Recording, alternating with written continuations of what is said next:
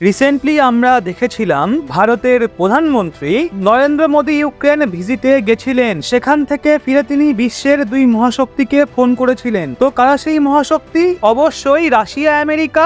এখন আমরা দেখব যে তাদের মধ্যে কি কি বিষয় নিয়ে আলোচনা হয়েছে। তো শুরু করছে আমেরিকাকে দিয়ে। ঠিক কি কি বিষয় নিয়ে কথা হয়েছে জো বাইডেন এবং মোদির মধ্যে, আর্টিকেলটা ভালো করে দেখে নিন। প্রধানমন্ত্রী মোদি এবং আমেরিকান প্রেসিডেন্ট বাইডেন ফোনে কথা বলেন। মোদিজি জানান ইউক্রেন ভিজিট ভীষণই গুরুত্বপূর্ণ ছিল।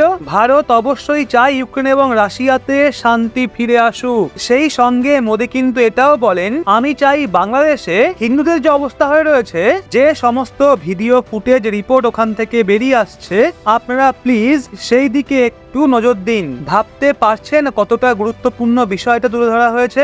এখন অনেকেই হয়তো বলবে তাতে কি হয়েছে, শুধু তো বলেইছে যে হিন্দুদের কন্ডিশনের দিকে একটু নজর দিন। এরকম তো বলা হয়েই থাকে। দয়া করে একটু ভাববেন, জো বাইডেন কি বাংলাদেশের কেউ? বাংলাদেশ কি আমেরিকারই অংশ?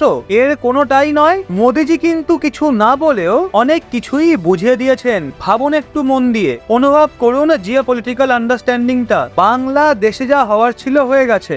এখন অন্তত পক্ষে আপনাদের থেকে তো এটা আশা করি ওখানে যে হিন্দু কমিউনিটি রয়েছে তাদের সুরক্ষা মাথায় রেখে আমাদের পদক্ষেপ নেওয়া উচিত। এই নিয়ে প্রধানমন্ত্রী মোদি একটা টুইটও করেন। তো কি বলেছেন উনি ওনার এক্স হ্যান্ডেলে? দেখে নি চলুন। এখন দেখুন, ওই টুইটে উনি বলেছেন, জো বাইডেনের সঙ্গে আমি ফোনে কথা বলি। আমরা ফোন কলে বিভিন্ন গ্লোবাল ইস্যু নিয়ে আলোচনা করি, যার মধ্যে ইউক্রেনের বিষয়টাও ছিল। তো ইউএস এর যে সরকারি official in-charge of Ukraine recovery রয়েছে, তিনি একটা স্টেটমেন্ট দিয়েছেন, we are very happy. Narendra Modi যেভাবে কিবে গেলেন, জেলেনস্কিকে আলিঙ্গন করলেন, যে সমস্ত ছবি রিপোর্ট বেরিয়ে এসে তাদেরকে আমরা সবাই খুশি। মোদিজি ওই ভিজিটের বিষয় টুইটে বলেছেন, ভবিষ্যতে আপনারা আমাদের ওপর কিছু আশা রাখেন, তাহলে সেটা আমরা পূরণ করার চেষ্টা করব, যাতে ওই রিজিয়ন শান্তি এবং স্থায়িত্বের দিকে এগোতে পারে। এবং তার ঠিক নিচেই কি লেখা রয়েছে, we also discuss the situation in Bangladesh and stressed on the need for early restoration of normalcy. বাংলাদেশে এখন নির্বাচন কবে হবে কোনো ঠিক নেই।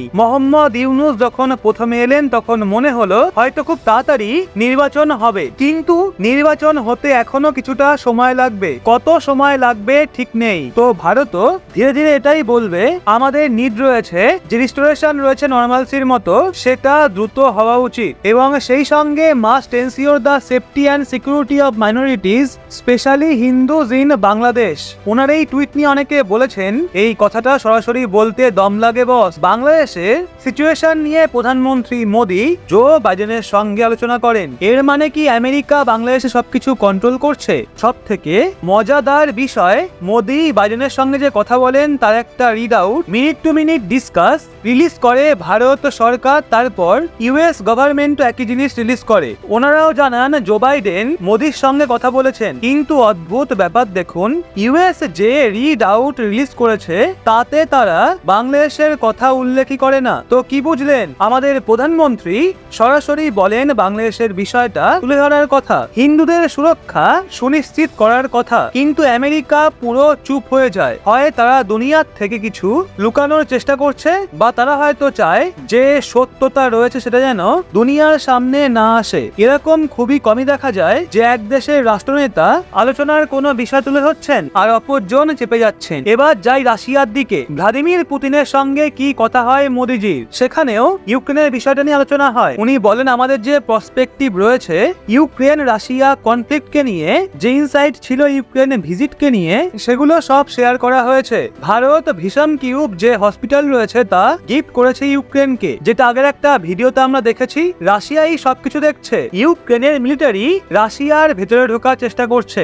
রাশিয়ার কিছু এলাকা তারা দখলও করে নিয়েছে। রাশিয়ান গভর্নমেন্ট এখন এক্ষেত্রে ম্যাচুরিটি দেখাচ্ছে, ভারতের উপহার নিয়ে কোন রকম মন্তব্য না করে। উল্টে যদি আপনারা দেখেন, রাশিয়া তরফ থেকে স্টেটমেন্ট আসে পুতিন এবং মোদির মধ্যে যে কথাবার্তা হয়েছে, তারপর এটাই জানতে পারা গেছে যে ব্রিক্সের যে সামিট হবে অক্টোবর 2024 2024-এ? আজ্ঞে হ্যাঁ, যে ব্রিক্স গ্রুপ রয়েছে তার একটা সামিটও হবে 2024-এ। এখন এই বিষয়টা নিয়ে সাসপেন্স ছিল যে প্রধানমন্ত্রী মোদী রাশিয়ার কাজানে যাবেন কি যাবেন না। কারণ রিসেন্টলি যখন প্রধানমন্ত্রী মোদী রাশিয়ায় গিয়েছিলেন তখন ওনার ভিজিট নিয়ে অনেক সমালোচনা হয়, আমেরিকা স্টেটমেন্ট দেয়, অনেক দেশ বলে এইভাবে যাওয়া উচিত হয়নি। আচ্ছা, নরেন্দ্র মোদী কি তাহলে আবার রাশিয়া যাবেন? মনে তো হচ্ছে যাবেন। ব্রিক্স সামিটে অংশগ্রহণ করার জন্য সম্ভবত মোদীজি সি জিনপিং এবং ভ্লাদিমির পুতিন দুজনের সঙ্গে একই মঞ্চে দাঁড়িয়ে থাকবেন। আমেরিকা তখনও রিয়াক্ট করবে এবং সম্ভবত প্রধানমন্ত্রী মোদী এক বছরে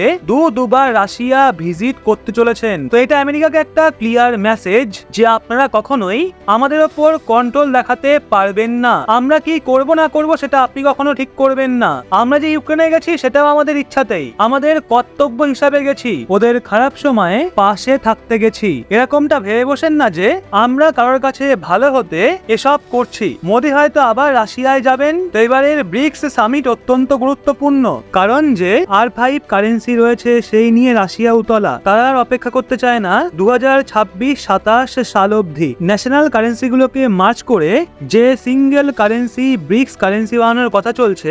এই প্রপোজালকে ভারত কনসিডার করে মেনেও নেয়, তবে একটা শর্ত থাকবে ভারতের, যে এটা অবশ্যই নন বাইন্ডিং হতে হবে, মানে ভবিষ্যতে এখান থেকে বেরোনোর রাস্তাও থাকবে। আসলে আমাদের ফরেন পলিসি এরকম, সব ব্যালেন্স করে আমরা চলি। সেই জন্য আমরা অবশ্যই কোনো বাইন্ডিং এগ্রিমেন্ট করতে পারবো না যেখানে আমরা দীর্ঘ সময় পর্যন্ত ফাঁসতে পারি। তো বন্ধুরা, এই সম্পূর্ণ বিষয়টা নিয়ে আপনাদের কি মতামত অবশ্যই জানান কমেন্ট করে। আর ভিডিওটা ভালো লাগলে অবশ্যই একটা লাইক এবং চ্যানেলটা সাবস্ক্রাইব করে আমাদের সঙ্গে থাকুন।